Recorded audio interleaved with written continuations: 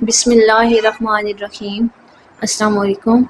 Today we are going to start our chapter number 14, chemistry first year, and it is about atmosphere. First of all, इसमें जो हम topic पढ़ेंगे वो है layers of atmosphere. सबसे पहले हम इसमें देखेंगे atmosphere की composition. The atmosphere is a sphere of different gases around the earth. Components are divided into. Atmosphere basically है क्या? एटमॉस्फेयर हम किसे कहते हैं? जो स्फेयर ऑफ गैसेस है, डिफरेंट गैसेस का जो स्फेयर है, जो रीजन है अर्थ के इर्द गिर्द, या जिसे आप कहते हैं गैसेस का गिलाफ है अर्थ के इर्द गिर्द, उसे आप एटमॉस्फेयर कहते हैं।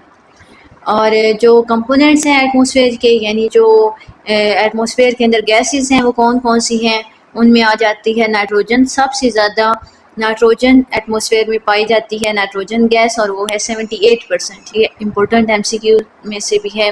और इसी तरह ऑक्सीजन भी, ये भी मल्टीपल चॉइस क्वेश्चंस में आता है, ऑक्सीजन की परसेंटेज। ऑक्सीजन एटमॉस्फेयर में 21.01% पाई जाती है। तो ये दोनों मेजर कंपोनेंट्स हैं एटमॉस्फेयर के। और माइनर कंपोनेंट्स में हमारे पास आ जाती है आर्गोन 0.93%, कार्बन डाइऑक्साइड 0.04%, और ट्रेस अमाउंट में कुछ गैसेस पाई जाती हैं। ट्रेस अमाउंट में जो बहुत ही कम मिकदार में गैसेस पाई जाती हैं वो है methane, hydrogen, neon and helium. Next हमारे पास है लेयर्स ऑफ एटमॉस्फेयर। एटमॉस्फेयर की लेयर्स देखें, 4 लेयर्स हैं एटमॉस्फेयर की due to temperature changes at increasing altitudes.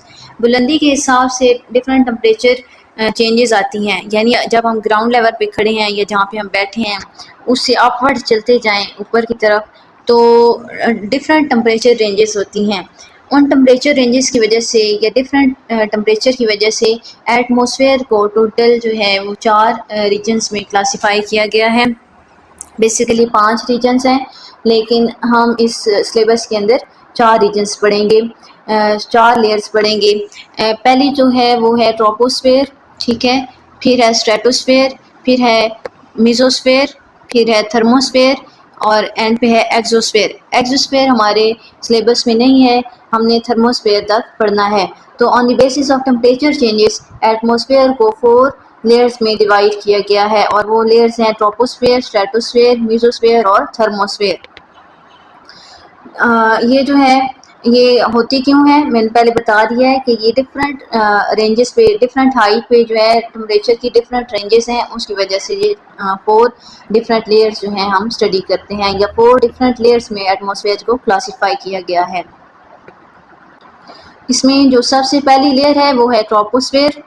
Troposphere के अंदर अगर हम देखें तो इसकी जो इसका जो रीजन है, इसकी जो रेंज है वो कहाँ से कहाँ तक है कि अगर हम यहाँ पे ज़मीन पे खड़े हैं, ठीक है, ज़मीन पे हैं यहाँ पे, तो ज़मीन की सतह से लेके अप टू 12 किलोमीटर तक जो हाइट है वहाँ तक ये ट्रोपोस्फेयर का रीजन है। और इस रीजन के अंदर ज़्यादातर सारी मेजर गैसेस या ज़्यादातर गैसेस इसी के अंदर पाई जाती हैं। और टेम्परेचर ड्रॉप्स, इस रीजन के अंदर टेम्परेचर जो है वो कम होता है, यानी जितना हम अपवर्ड जाते हैं उतने ही टेम्परेचर में कमी आती है। ज़मीन की सतह से जितना अपवर्ड राइज होते चले जाते हैं, हाइट की तरफ जाते हैं, टेम्परेचर कम होते चले जाता है। और the densest layer of all, ये सबसे डेंसेस्ट लेयर है, घनी लेयर। डेंसेस्ट इस हवाले से कि इसमें सबसे ज़्यादा गैसेस पाई जाती हैं। एटमॉस्फेयर के जितने भी रीजन्स हैं उनमें ट्रोपोस्फेयर के अंदर सबसे ज़्यादा गैसेस पाई जाती हैं। That's why it is a densest layer of all. और इवेंट्स जैसे रेन हो गया, हुरिकेन्स, आंधी तूफान हो गए, और डिफरेंट फिनोमेना जैसे एसिड रेन हो गया, स्मोक फॉर्मेशन हो गई, ये सारे इवेंट्स जो है ये ट्रोपोस्फेयर के अंदर पाए जाते हैं, एग्जिस्ट करते हैं। ये अभी जो हमने कहा कि टेम्परेचर ड्रॉप होता है ट्रोपोस्फेयर में, इसकी रीज़न देख लें। वैसे आपने रीज़न याद नहीं करनी, लेकिन अंडरस्टैंडिंग के लिए है कि सूरज की रेडिएशंस जो हैं वो पड़ती हैं ज़मीन पे पहुंचती हैं। तो ये जब ज़मीन पे पहुंचती हैं तो पहुंचने के बाद ये रिफ्लेक्ट बैक होती हैं, यानी ज़मीन के साथ टकरा के अपवर्ड आती हैं। तो चूँकि ये करीब करीब यानी नीचे नीचे ज़्यादा रेडिएशंस जो हैं रिफ्लेक्ट होती हैं, बहुत ऊपर तक नहीं जाती, तो ज़मीन के करीब जो है वो टेम्परेचर ज़्यादा होता है इन रेडिएशंस के रिफ्लेक्ट होने की वजह से, जबकि चूँकि ये बहुत अपवर्ड राइज नहीं कर सकती तो ऊपर जो है इतना ज़्यादा टेम्परेचर ट्रोपोस्फेयर में नहीं होता। नेक्स्ट जो लेयर है वो है स्ट्रेटोस्फेयर। स्ट्रेटोस्फेयर को बेसिकली 3 लेयर्स में मज़ीद डिवाइड किया गया है या 3 रीजन्स में। एक हम कहते हैं कि अपर रीजन है यानी अपर लेयर, दूसरी होगी मिडल और तीसरी होगी लोअर। यानी स्ट्रेटोस्फेयर को आगे 3 लेयर्स या 3 रीजन्स में डिवाइड किया गया है। इसमें देखते हैं कि तीनों लेयर्स में डिफरेंट जो है ना फिनोमेनास हैं। इनमें क्या है कि upper layer absorbs high energy ultraviolet radiation. जो अपर लेयर है वो high energy ultraviolet radiation absorb करती है। ये बिलफर्ज हमारे पास अगर अर्थ है यहाँ पे, तो अर्थ के जो है 12 किलोमीटर तक ये ट्रोपोस्फेयर है। 12 to 50 किलोमीटर यानी 12 to 50 किलोमीटर तक जो है वो स्ट्रेटोस्फेयर है। और इस रीजन को आगे 3 लेयर्स में डिवाइड किया गया है। 3 लेयर्स के अंदर इस रीजन को डिवाइड किया गया है, यानी 1, 2 और 3 लेयर्स में स्ट्रेटोस्फेयर को डिवाइड किया गया है। ये इसकी 3 लेयर्स काउंट की जाती हैं। जो ऊपर वाली लेयर है, इस स्ट्रेटोस्फेयर की जो ऊपर वाली लेयर है, इसके अंदर क्या होता है कि हमें पता है इस लेयर के अंदर ओजोन प्रेजेंट है, ozone gas, layer of ozone gas present है, जिसे आप कहते हैं कि यहाँ पे ये ओजोन लेयर प्रेजेंट है अपर लेयर में। तो अपर लेयर में चूँकि ओजोन गैस प्रेजेंट है, ओजोन गैस पे सूरज की रेडिएशंस फॉल करती हैं।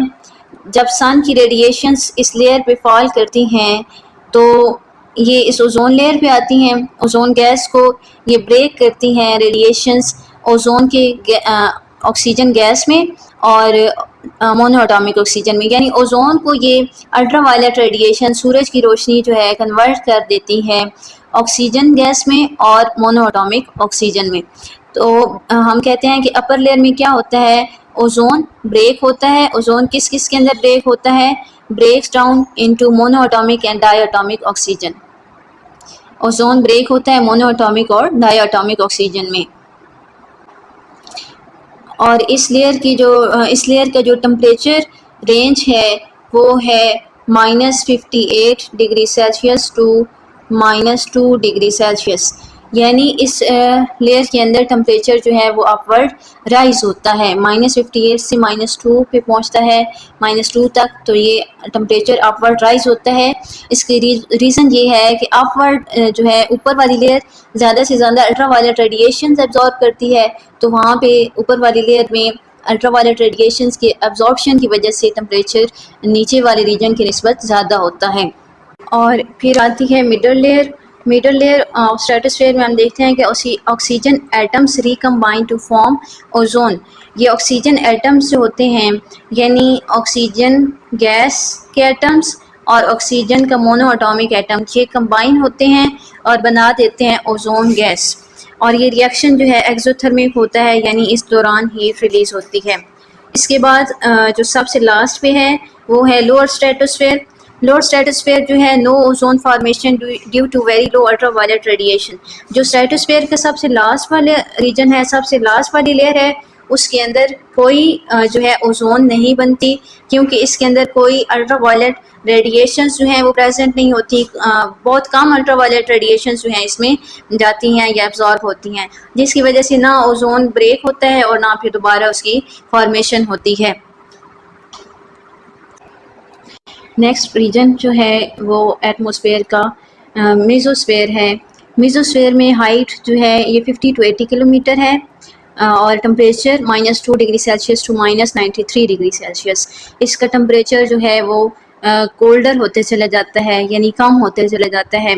उसकी वजह ये है कि मेसोस्फेयर के अंदर बहुत कम अल्ट्रावायलेट रेडिएशंस एब्जॉर्ब होती हैं, तो इसी वजह से इसे कोल्डेस्ट रीजन कहा जाता है ऑफ द होल एटमॉस्फेयर। तमाम एटमॉस्फेयर में से ये सबसे ज़्यादा कोल्ड रीजन काउंट किया जाता है। और सबसे लास्ट पे जो एटमॉस्फेयर का रीजन है वो है thermosphere. Thermosphere extends from 80 kilometre to 600 kilometre. इसकी जो रेंज है वो 80 किलोमीटर टू 600 किलोमीटर है। और टेम्परेचर जो है increases drastically due to absorption of X rays and ultraviolet. ये सूरज के बहुत करीब रीजन है और इसमें ज़्यादातर एक्स रेज और अल्ट्रावायलेट रेडिएशंस फॉल करती हैं, एब्जॉर्ब होती हैं, जिसकी वजह से इसमें ख़तरनाक हद तक, बहुत शदीद हद तक टेम्परेचर जो है वो इंक्रीज़ होता है। और इसकी टेम्परेचर रेंज जो है वो 500 degree Celsius to 2000 degree Celsius है। इसमें ये टेम्परेचर बहुत ज़्यादा इंक्रीज़ होता है। It is the hottest region of the atmosphere. तो यहाँ तक ये जो है लेयर्स ऑफ एटमॉस्फेयर की डिस्कशन थी। इसमें आपका कोई क्वेश्चन हुआ तो कमेंट सेक्शन में बताइएगा। And kindly like my video and subscribe my channel. Thank you.